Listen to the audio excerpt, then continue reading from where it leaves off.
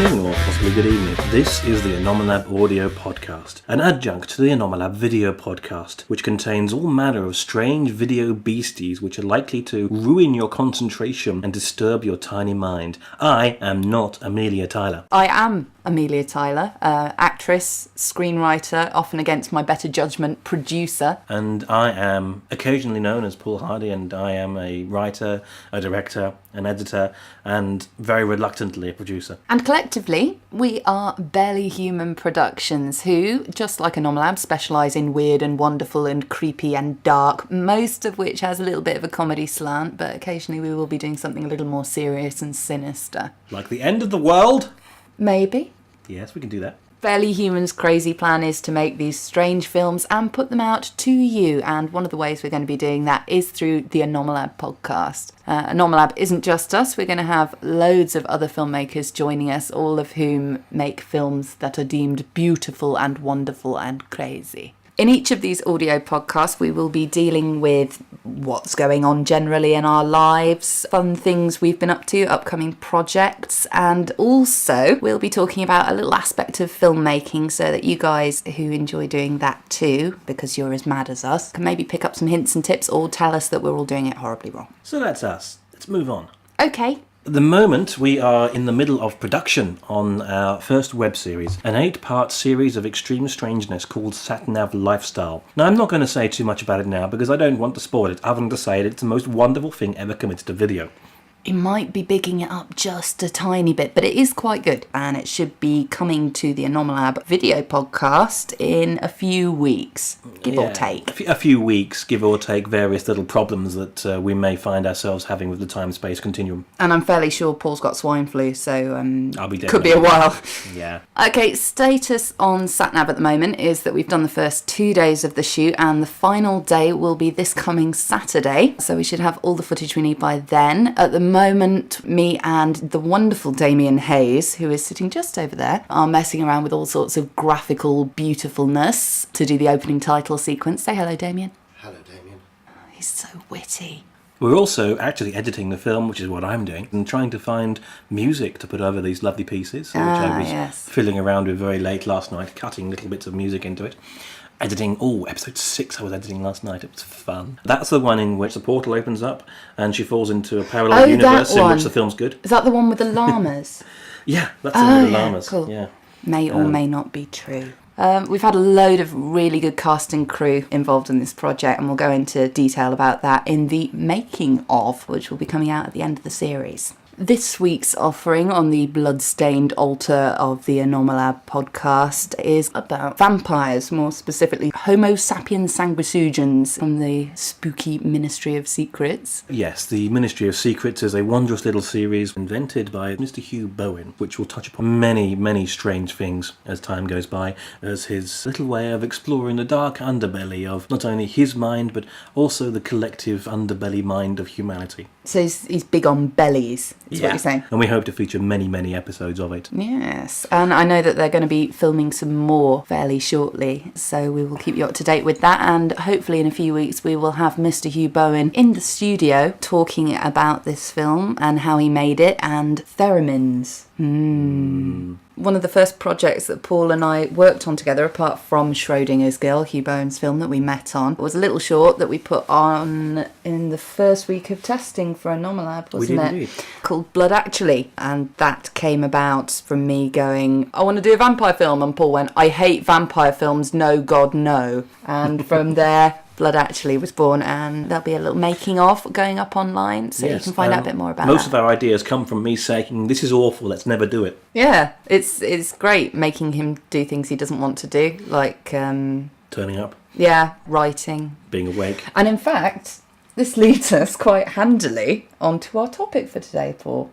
Co-writing. The problem I've always found of writing is that writing on your own is actually a very difficult business for you to get motivated. I mean, the initial idea is often, just like, it's right like that.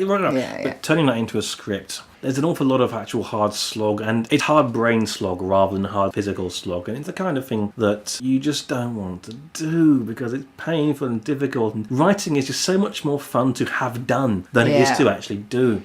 I tend to find that a lot of the time the screenwriting can suffer if you are a writer and a director, because you're starting to write directly for the screen and you end up with dialogue which isn't very good, or you end up with stories which are at the service of the dialogue. Very few people can manage to be a writer and a director all at the same time. I've seen films which are just beautifully composed visually, and the director has gone to enormous trouble to make this film something which just delights the eyes. Unfortunately, everything else about it makes you want to throw up and run away.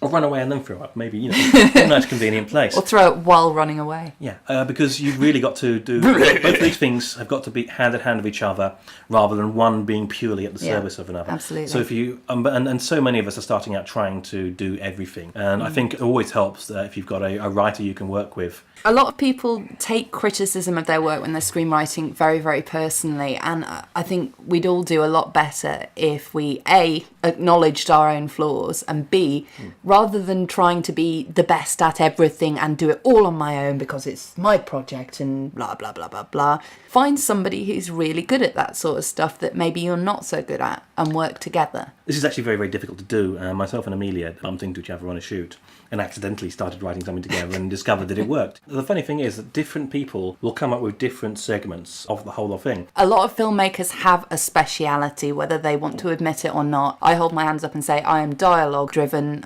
That I know I can kick ass at. Structure, I need help with. And of course I do structure, and my dialogue, sucks ass, really. Let's just say don't get pulled to write a love scene. Not good. It's deeply traumatic. But a deeply traumatic love scene, I can do that.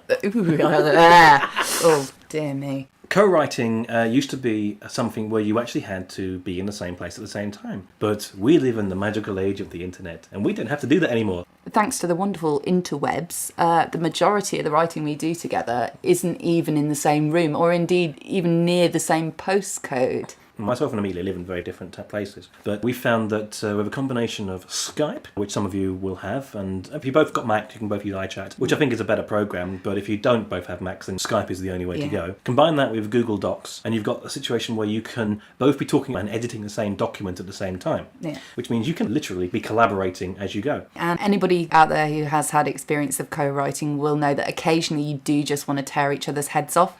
So this avoids all the bloodshed and the inevitable jail time. We tend to meet up on a regular basis online. This is virtually meeting up as opposed to actually meeting up, which would involve effort. We don't like effort. No. When you're writing on your own, a lot of the time you'll say, today I will be writing, and then nothing will happen because you can't be asked or the doorbell rings. I think when you're writing with somebody else, you've made your appointment. You've said, I will be online and you will be online and we will write. And if you don't do that, you look like an idiot. It really does help because there always tends to be one person who's a bit more on the ball or has come up with a new idea that sets you off again. One of the things that has made the co-writing between me and Paul work is the fact that, yes, we can can't see each other's faces when we get criticism. But we can slate each other's work if we genuinely don't think it's good. And sometimes that will happen and one or other of us will go, oh, right, fine then. And then in the next meeting, more often than not, we'll have taken it on board and gone, actually, you're right, let's do it differently. Ultimately, you're going to be getting a much better story out of it. So yes, we can heartily recommend co-writing, but you need a good bit of luck to find the right person to co-write with. Okay, Paul, what's going on next week?